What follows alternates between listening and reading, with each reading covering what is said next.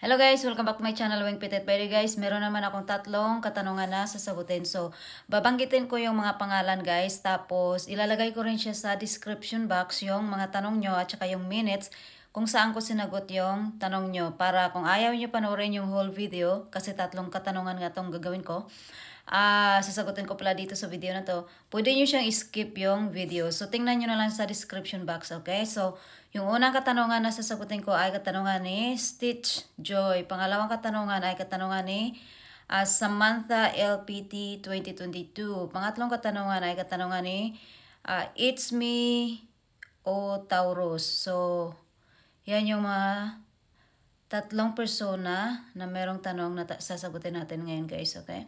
So, basahin ko muna yung katanungan ni Ma'am Stitch Joy. Sabi niya, pwede po ba magpa-lost passport na lang kahit nasa agency po yung passport ko? Na ayaw ibigay, umurong po kasi ako sa application ko. Wala pa naman po ako napipirmahan na contract. Ayaw ko na din po kasi habulin, kaya naisip ko magpa-lost passport na lang. Hindi po ba malalaman na yung DFE? Sana po masagot. Okay. Marami ring mga applicant na ganun ang ginawa. Nagpakuha ng passport sa agency tapos biglang nag-back out. Tapos hindi na nila kinuha yung passport nila sa agency nila. So, ang magiging problema lang dito ay kung kukuha ka ng panibagong passport tapos kakakuha lang ng agency mo or kakakuha mo lang ng passport mo tapos yung agency ang kumuha ng passport mo sa unang passport mo.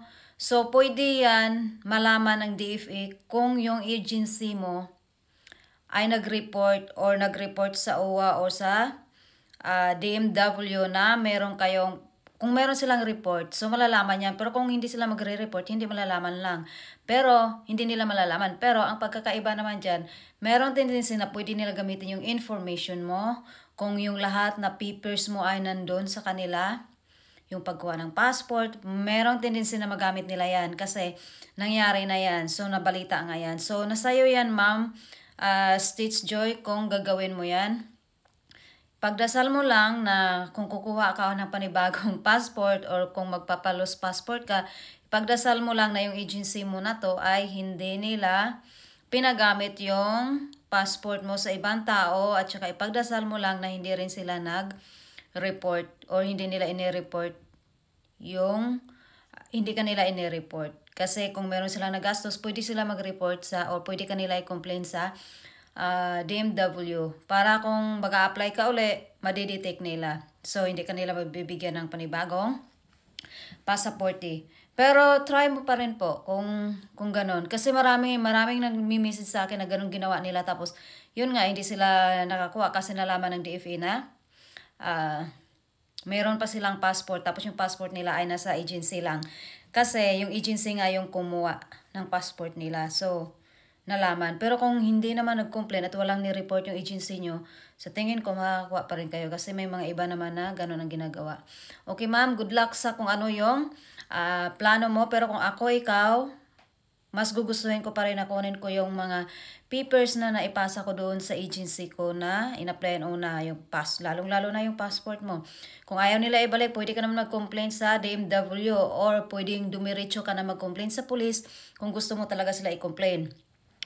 Kasi against the law po ang pag-hold ng passport, lalong-lalo na yung mga agency na hinuhold yung passport ng applicant kung ayaw na tumuloy. Bawal po yan, against the law po yan. Meron po tayong batas para sa passport. Okay, Ma'am Stitch Joy, sana nasagot yung katanungan mo. Pero kung meron ka pang ibang katanungan, just comment below lang. Okay, see you. Have a good day. So, dito naman tayo sa katanungan pangalawang katanungan guys Dito sa katanungan mag-uumpisa tayo sa 4 minutes and 20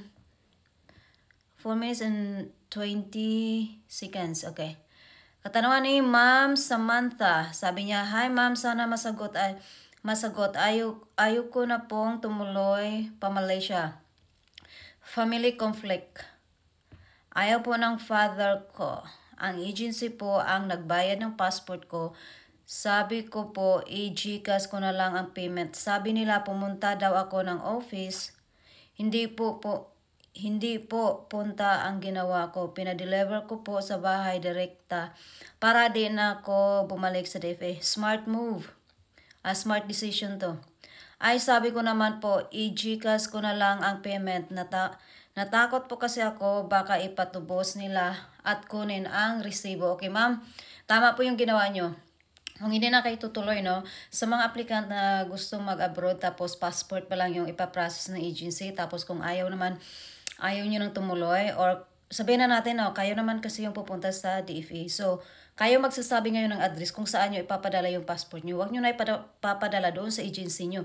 Ipadala nyo na diretso sa sarili nyong agency, sarili nyong address. Huwag na sa agency.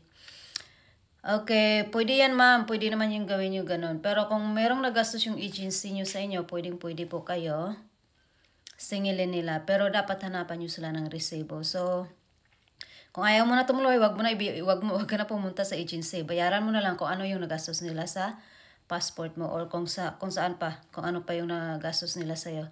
Okay, ma'am, sana nasagot ko yung ma'am Samantha. Sana nasagot yung katanungan mo. Pero kung meron ka pa ibang katanungan, just comment below lang, okay? Dito naman tayo sa katanungan ni Ma'am It's Mio Taurus. So, Ma'am It's Mio Taurus pala. So, umpisa ka sa 6:22 minutes. Okay. Basahin ko ha. Sabi mo, good evening ma'am. Paano din po kung yung passport mo na sa agency tapos nagpa-lost passport ka, ano mangyayari? Guys, ang dami ko ng video na nasagot na tulad nito eh. Kung babalik ulit sa agency, kung sasabihin na nakapag-lost passport ka ma'am, ngayon nandun naman sa kanila yung old passport ko. So, kung old passport na yung nasa agency mo tapos expired na, walang problema. Yun nga lang, ang magiging problema mo lang dyan kung okay pa yung passport mo tapos nakapagpalos passport ka tapos nakakuha ka naman ng panibagong passport. Ang magiging problema lang dyan kung mag-complain nga sila doon sa OWA or sa POAA or sa DMW, sabihin na natin.